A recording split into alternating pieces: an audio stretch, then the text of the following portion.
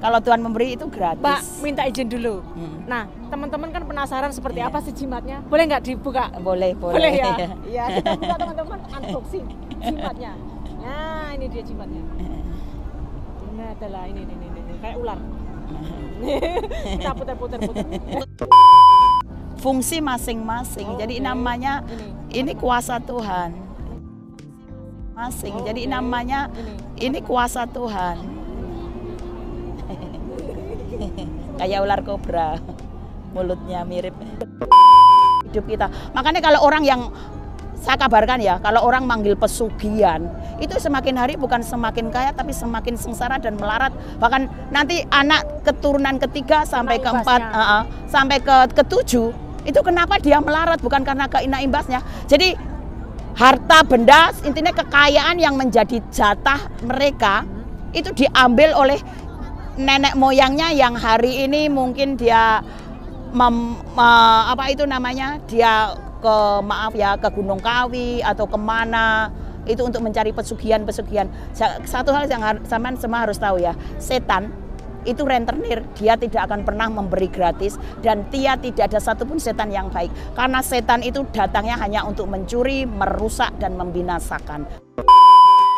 Kalah keras gitu loh. Oke, tes. Masih ada tenaga? Ya jelas, tapi kayak masih ada tenaga? Bukan. Gitu. Kita kasih lihat netizen, teman-teman yang lagi asik nungguin kita. Mbak Juli kita tes niup di sini. Oke. Dengarkan suara Tuhan dan bila mana Saman mendengar. Terima kasih. Selamat menikmati. Oke, itu menurut Mbak Julia lo ya. Menurut Mbak Julia. Oke. Sana Mbak. Sini. Ini. Sana lo Mbak. Oke. Tapi kemingkor ini rame nak lo ngene leme nak posisinya ya. Iya gini. Oke.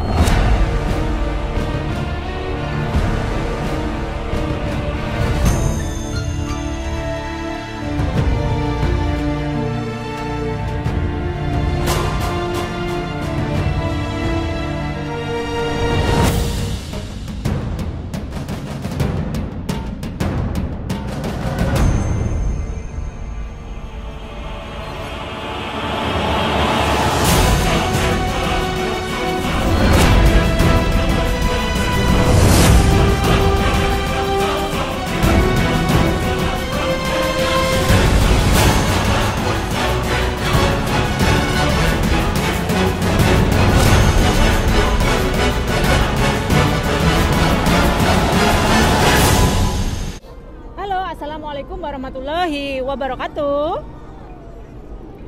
Kembali lagi bersama Nimas Solihatin. Di sini berani berbicara bareng Nimas, bintang tamunya Mbak Juliet. Halo, salam semua. Salam berjumpa kembali dengan saya Juliet. Salam sejahtera, sukacita, sehat selalu, sukses. Yeay. Nah, teman-teman semua, Mbak Juliet ini beliau adalah salah satu aktivis ya Mbak di gereja. Yes, bilang aktivis ya aktivis. Aktivis saya. Tapi orangnya aktif gitu lah. Aktif, yang aktif di gereja. Gerejanya gereja apa Mbak? Gereja GBI Hong Kong China. China. Di mana itu tempatnya? Di Tin Hau, lantai 14 Watson Road. Tin Hau. Tin Hau, GBI. Dekat taman yang baru itu loh. Tin Hau dekat taman yang baru. Ngomong-ngomong Mbak Julia gimana kabarnya? Luar biasa. Suaranya kok serak dari mana sampai tadi? Ya beginilah namanya seorang prajurit. Nah, jadi teman-teman semua, ini yang kalian penasaran, yang kemarin video tayangan ini Mbak. Ini. Nah, mana enggak, maksudnya itu apa teman-teman tuh penasaran. Mbak Julia ini punya jimat teman-teman semua. Bukan jimat ya. Ya jimat kan? Sebenarnya bukan jimat. Itu namanya sebuah yang Ini suatu kebenaran ya. Ini bukan suatu jimat hal yang harus didewakan, tapi kalau kita sebagai seorang yang percaya kepada Tuhan, Tuhan itu kalau di dalam Al-Quran juga ada yang dinamakan sebuah sangkakala. Jadi ini sebuah trompet yang terbuat itu dari tanduk domba yang datangnya dari Israel, dan benda ini tidak di pasaran, tidak. Jadi semuanya itu dapatnya dari mana sih Mbak itu Mbak?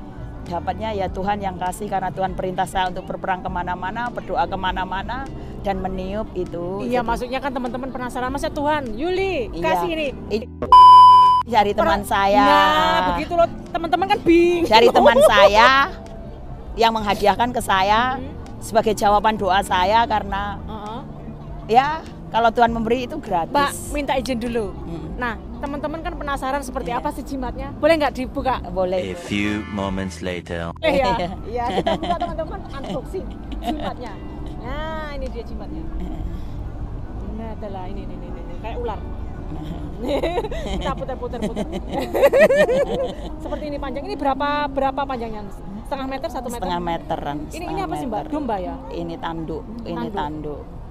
Iya. Mas ini kok bisa meluar kayak gini ya? Iya tanduk kan. Ini namanya keajaiban Tuhan. Jadi Tuhan tuh menciptakan segala sesuatunya dengan keanehan, dengan keantikan. Tapi Tuhan itu punya maksud dan fungsi masing-masing. Jadi namanya ini kuasa Tuhan.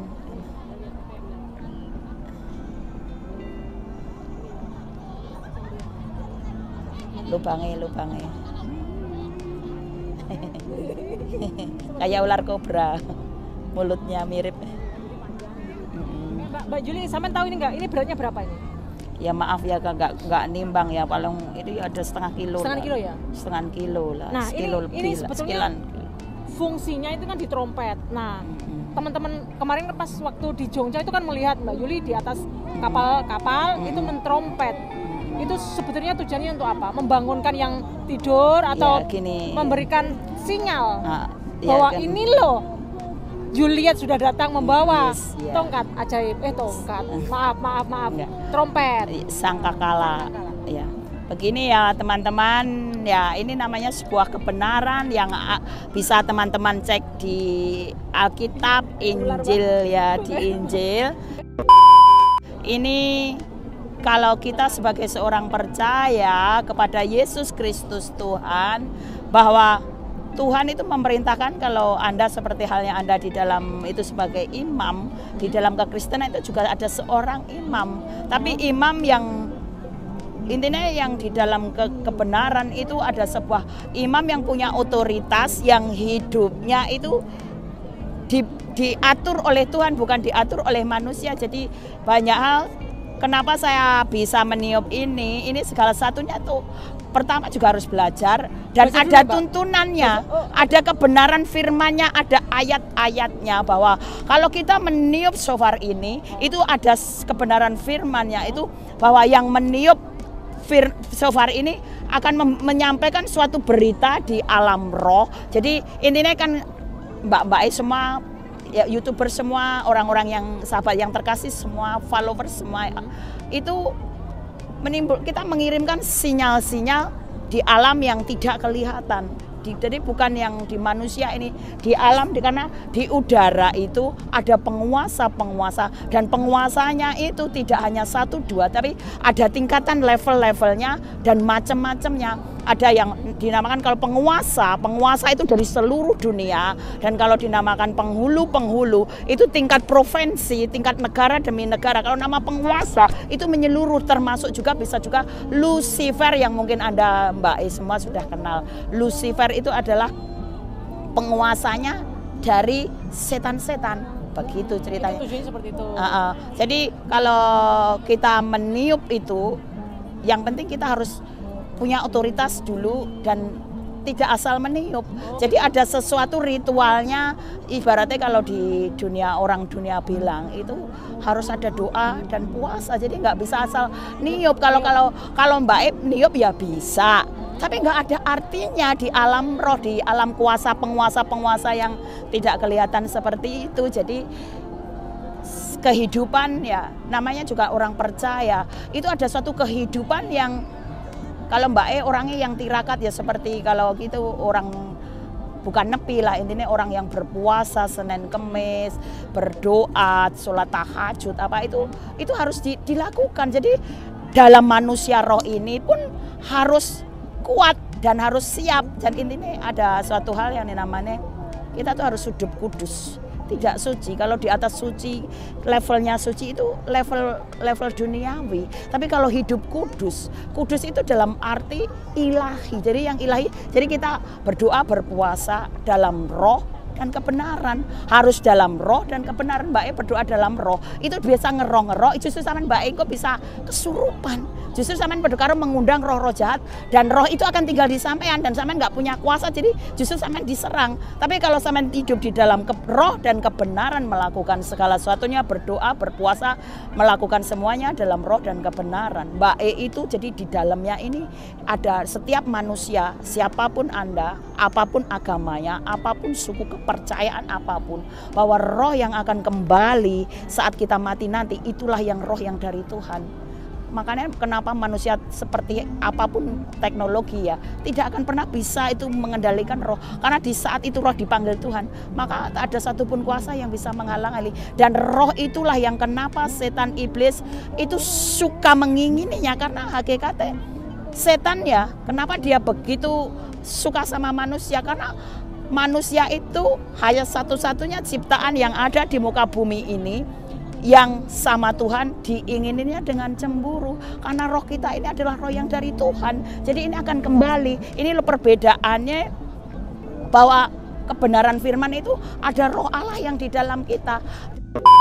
Bahwa kebenaran apapun ya, di dalam Kristus Yesus Tuhan itu, roh yang ada di dalam kita itu jauh lebih besar dari roh apapun, penguasa-penguasa sehebat apapun yang ada di muka bumi, termasuk Nyi Roro Kidul, setan kober, apapun itu yang jelek-jelek itu semuanya hanya krucil-krucil. Itu namanya RT RW-nya yang dinamanya itu penghulu-penghulunya. Jadi di dalam tingkatan alam roh dunia gaib itu yang dinamanya ada pemerintah, penghulu, roh teritorial, roh orang kuat. Roh orang kuat itu yang roh yang hanya intinya peletonnya hanya menguasai 7 atau 7. Makanya tuyul, setan kober yang jelek-jelek itu kerucuk-kerucuknya itu loh. Mbak Julia bentar, memperjelas biar teman-teman lebih paham. Berarti apa tadi, tuyul, setan kerucuk, disempret sama ini takut? Iya. Takut. Asal saja kamu harus hidup kudus dan kamu bergeraknya sama Roh Kudus. Enggak, maksudnya takut. Maksudnya kalau ini kan iya, bisa. Jadi ini bukan menakut-nakuti. Jadi ini ada suatu kebenaran di dalam Alkitab. Itu firman Tuhan bahwa kita meniup ini tuh ada tuntunan nih. Jadi seperti ini kebetulan saya bawa ya. Jadi kalau kita meniup itu ada maksudnya kita menerobos setiap tembok yang dibangun oleh keangkuhan manusia. Jadi tembok-tembok itu ya roh-roh apa itu, roh kemarahan, roh benci, roh dendam yang mendatangkan itu, kalau kita tidak bisa stroke dan mendatangkan segala satu banyak Mbak hal Yuli, gitu. Sampean bisa kuat niup ini satu hari berapa lama? Yang kemarin itu puji Tuhan itu hampir 51 menit bisa. 51 menit 1 jam lebih.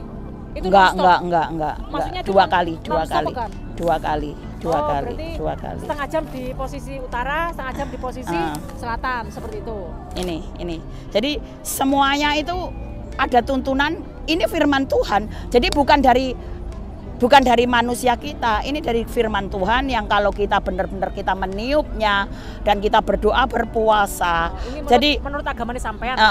Jadi ini suatu kebenaran. Jadi bahwa kalau kita meniup ya itu ada sesuatu. Jadi teman-teman semua ya Mbak Yuli udah ada tuntunan nih. Ada maksudnya ada apa itu namanya? Firman, landasan firmannya. Step by stepnya. Step by stepnya. Jadi ditulis. Biar nggak salah, ya kan? Jadi karena setiap apa yang kita perdengarkan ini ada maksud tujuannya. Apabila sangkala tanduk itu pada berbunyi panjang bunyinya, berarti ini perdengaran bunyi sangkakala itu, maka kamu harus bangkitlah seluruh bangsa ini bersorak-sorai. Dan kalau kita bersorak-sorai itu malaikat, jadi kita tuh ada kerjasamanya sama malaikat. Jadi kalau kita diperdengarkan ini, Tuhan itu ada yang kebenaran firman-Nya itu Tuhan memanggil malaikat-malaikatnya untuk mengerjakan dari apa yang kita lakukan. Dan ada yang kita menubuatkan di tempat ini, ada penguasa-penguasa apa itu kita memerintahkan mereka. Jadi dengan suara ini menjadi mulut dan bibir kita pun harus diurapi segala sesuatunya. Jadi lidah dan mulut dan bibir. Jadi dari tiupan shofar ini jadi ada kuasanya, bukan manusia kita yang meniup, tapi intinya roh Allah yang di dalam kita itu yang ikut turut bekerja sama meniup. Jadi ada sesuatu kegerakan di alam roh seperti itu. Jadi, Mbak Yuli, alat ini alat apa benda? Kalau ini benda bukan benda alat. Ya? Benda. Ya? Perawatannya seperti apa?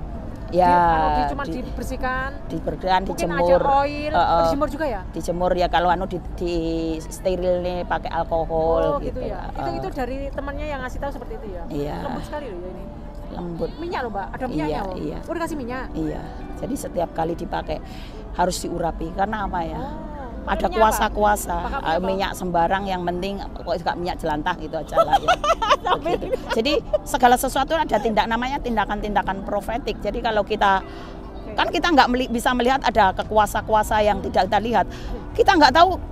Biasanya tuh kalau nggak diserang ya, namanya kalau kita namanya malah peperangan lah, kayak dukun-dukun itu, santet-santet apa itu tuh bisa ditengking loh Mbak. Jadi ditengking maksudnya ditengking itu itu kan santetnya dihalang gitu loh sama atau kita tolak.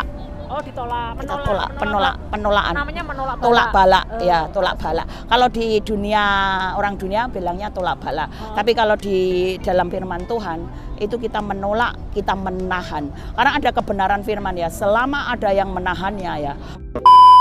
Ada sekarang itu banyak kuasa-kuasa yang mendatangkan gempa bumi, gunung meletus, banjir, tsunami. Itu bukan alam, tapi itu ada kuasa-kuasa yang menggerakkannya. Jadi kalau kita mengerti, kita tahu ada roh Allah yang ada di dalam kita, dan kita tahu kebenaran firman, kita berdiri angkat tangan ya di dalam nama Yesus. Aku katakan engkau puting beliung, tornado, apapun itu hanya sebuah nama dari penguasa yang ada di udara. Jadi demi nama Yesus, karena hanya di dalam nama Yesus itu kuasa, mereka hanya mendengarkan nama Yesus, tidak ada nama lain. Mbak Yuli, seperti itu. Ini kan menolak bala. Nah seandainya nih di Hong Kong ada typhoon, kira-kira gimana? Lah itu kemarin itu jadi nggak menggok gitu loh. Oh gitu, jadi fungsinya ada typhoon Pak Fogam. Ya kita harus berdiri. Jadi kalau ada bencana jangan kita lari menyembunyikan diri. Justru kita harus berdiri, asal saja hanya satu nama. Di dalam nama Yesus, nama di atas segala nama. Nama yang seluruh penguasa baik di neraka, baik di alam kematian, di dunia ini dan di surga. Nama itu nama yang berkuasa, nama yang setiap namanya dipanggil ya. Dia memanggil siapa nama penguasa-penguasa. Tidak ada satupun kuasa-kuasa yang tidak datang, semuanya datang. Dan semua penguasa-penguasa itu tunduk di dalam nama Yesus Kristus Tuhan. Baik kanker, baik tumor, baik stroke apapun. Itu bukan sakit penyakit biasa, tapi itu ada roh kuasa jahat yang masuk di dalam tubuh manusia, yang itu bisa didatangkan dari apa? Kita membuka celah dan ada sebuah kutuk. Itu tuh namanya kutuk keturunan. Itu begini.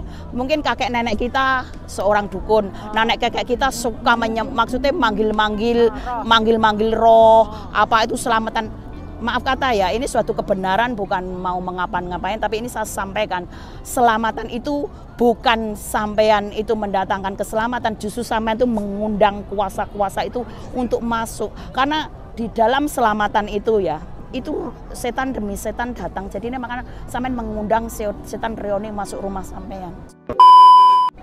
Sebenarnya seperti itu. Karena keselamatan hanya di dalam nama Yesus Kristus Tuhan. Mbak Yuli, hari ini udah trompet di mana? Di sana, di sebelah. Jadi sebelah mana? Laut? Sebelah laut situ. Berarti maksudnya targetnya setiap minggu itu berapa tempat? Sebenarnya gini loh ya, begini teman-teman ya.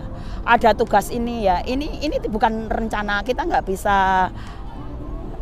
Next sponsor. nggak Sponsor ini nanti sih. bukan karena maksudnya. Jadi Tuhan itu bisa bicara. Makanya kalau kita hidup sama Tuhan, Tuhan itu bisa bicara dari dalam hati kita.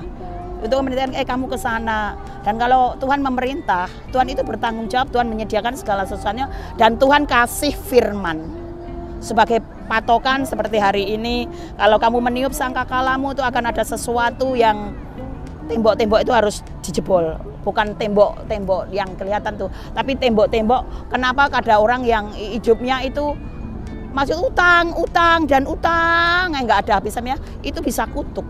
Itu kuasa kegelapan yang mencengkram hidup kita. Makanya kalau orang yang, saya kabarkan ya, kalau orang manggil pesugihan, itu semakin hari bukan semakin kaya, tapi semakin sengsara dan melarat. Bahkan nanti anak keturunan ketiga sampai keempat, sampai ketujuh, itu kenapa dia melarat? Bukan karena kena imbasnya. Jadi harta benda, intinya kekayaan yang menjadi jatah mereka, itu diambil oleh nenek moyangnya yang hari ini mungkin dia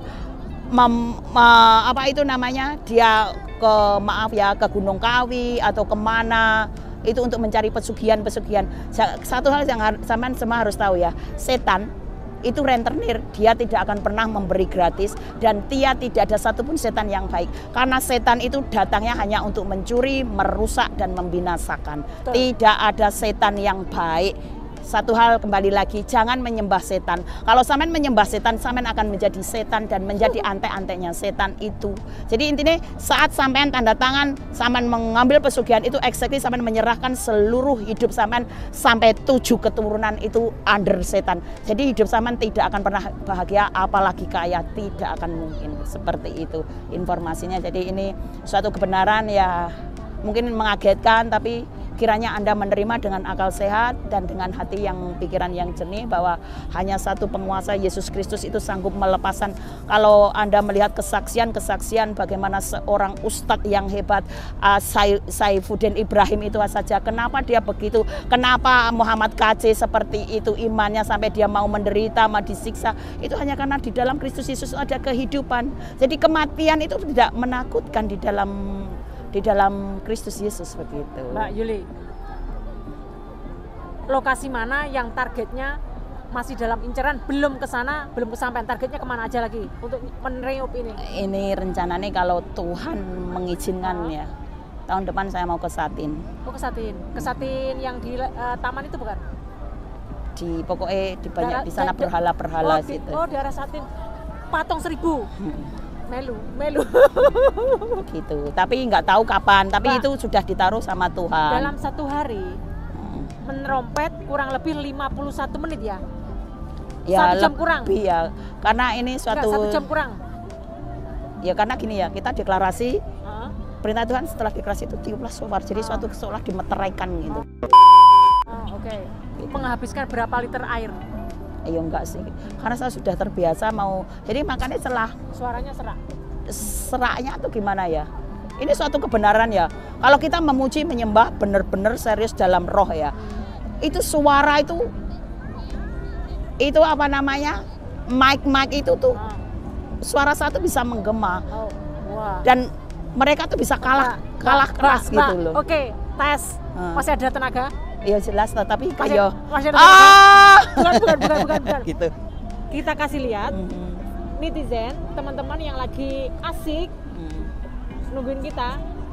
Mbak Juli, kita tes niup di sini. Oke. Dengarkan suara Tuhan, dan bila mana sampean mendengar, bukalah hatimu. Terimalah kabar sukacita dari Yesus Kristus, bahwa Yesus Kristus Tuhan mengasihi Anda, karena hanya di dalam Yesus Kristus masih ada pengharapan, dan pengharapan Anda tidak akan pernah hilang. Hanya Yesus Kristus yang bisa menebus semua dosa umat manusia. Kenapa Yesus Kristus disalib? Karena untuk semua umat manusia, apapun agamanya, apapun titelnya, apapun bangsanya, dari segala suku, segala kaum, segala bahasa, dan segala bangsa-bangsa, dari ujung bumi sampai ke ujung bumi, barat, timur, utara, selatan, adalah harus menyembah Yesus Kristus Tuhan. Terima kasih, selamat menikmati. Oke, itu menurut Mbak Julia ya. Menurut Mbak Julia, oke. Sana Mbak, kalau kesini nanti. Gini. Sana Mbak. Oke. Tapi kemingkor ini rame nak lo, ini rame nak posisinya ya. Ya gini. A few moments later.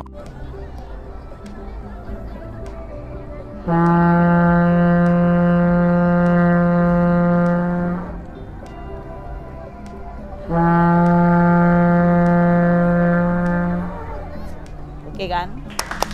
Bertobatlah, karena kerajaan Allah sudah dekat. Bertobatlah, kerajaan Allah sudah dekat. Karena sangkakala itu adalah nanti kelak seluruh umat manusia di muka bumi ini mendengar karena malaikat yang akan meniupnya bahwa dia akan menggelegar seperti petir gelegar. Makanya bertobatlah, kerajaan Allah sudah dekat. Tuhan Yesus memberkati semua. I love you.